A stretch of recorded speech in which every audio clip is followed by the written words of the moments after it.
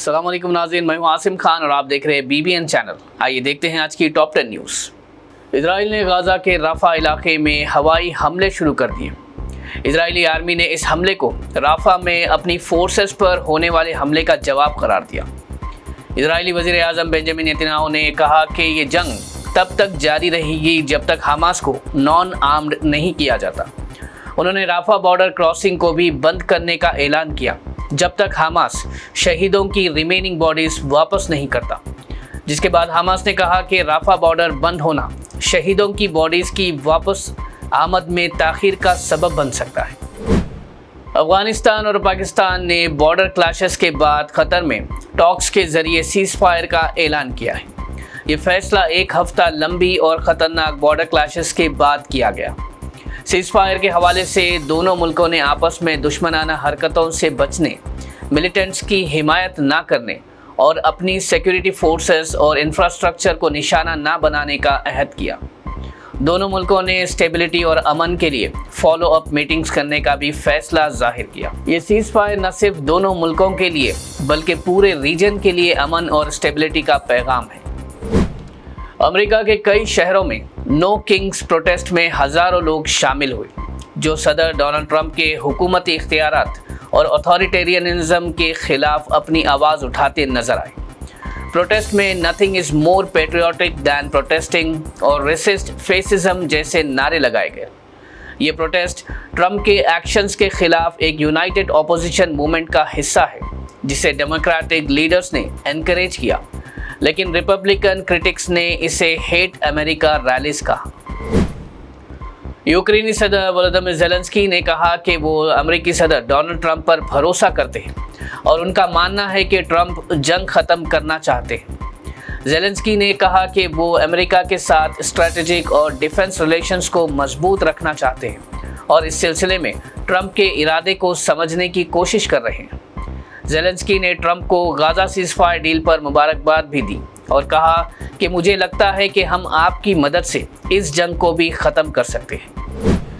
Mysore university के silver jubilee celebrations का इफ्तिताह करने के बाद कर्नाटका के वज़ीर आला सिद्धारामैया ने लोगों से कहा कि वो सनातनी से दूर रहे और RSS और संघ परिवार के हवाले से होशियार भी रहे, क्योंकि ये लोग तारीखी तौर पर BR अम्बेडकर और उनके बनाए हुए कॉन्स्टिट्यूशन के खिलाफ रहे हैं।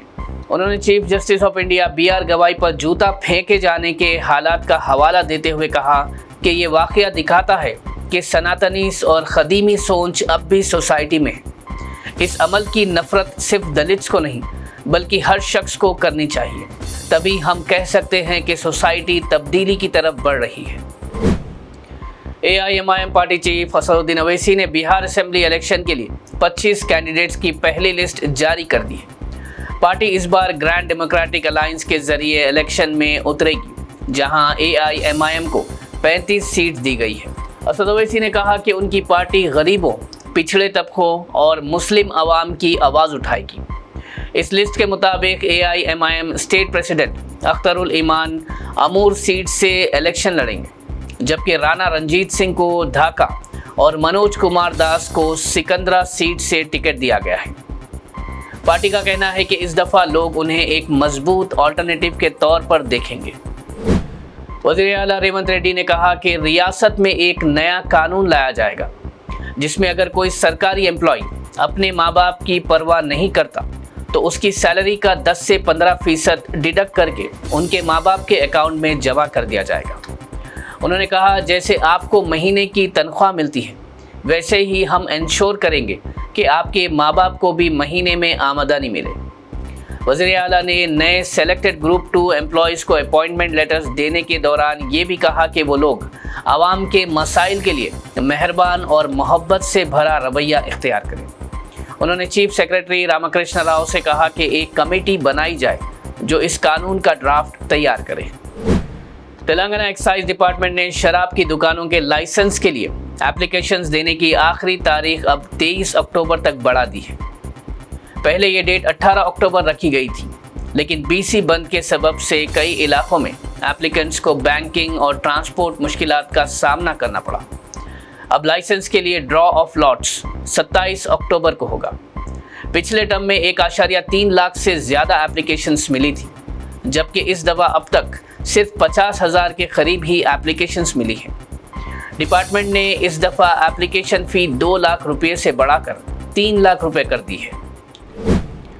कांग्रेस पार्टी ने जुबली हिल्स असेंबली के बाई इलेक्शन के लिए 40 सीनियर लीडर्स को स्टार कैंपेनर्स के तौर पर नामजद किया है। ये लिस्ट इलेक्शन कमीशन को ऑफिशियली सबमिट भी की गई है। इसमें अहम तौर पर CM Revanth Reddy, AICC incharge Meenakshi Natarajan, TPCC president Mahesh Kumar Goud और डिप्टी सीएम भट्टी विक्रमार्का के साथ कई और की मिनिस्टर्स के नाम शामिल हैं। इनके अलावा कई एमएलएस, एमपीस और सीनियर पार्टी लीडर्स भी लिस्ट में मौजूद हैं। कांग्रेस का ये कदम इस बात की तरफ इशारा करता है कि पार्टी जुबली हिल्स सीट पर अपनी पूरी ताकत से मुकाबला करने के लिए तैयार है। इंडिया मेट्रोलॉजिकल डिपार्टमेंट हैदराबाद ने तेलंगाना के कई डिस्ट्रिक्ट्स के लिए येलो अलर्ट जारी किया है, जहां बिजली, तूफान और तेज हवा का इम्कान है।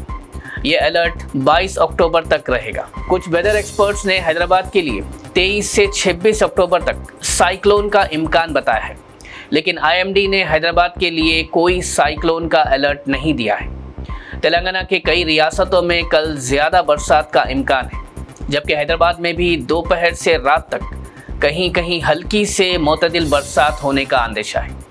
आईएमडी हैदराबाद के मुताबिक आने वाले मौसम को देखते हुए शहरियों को अपनी सफ़र की प्लानिंग हिसाब से करनी चाहिए।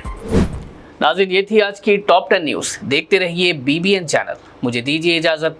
अल्लाह हाफिज़।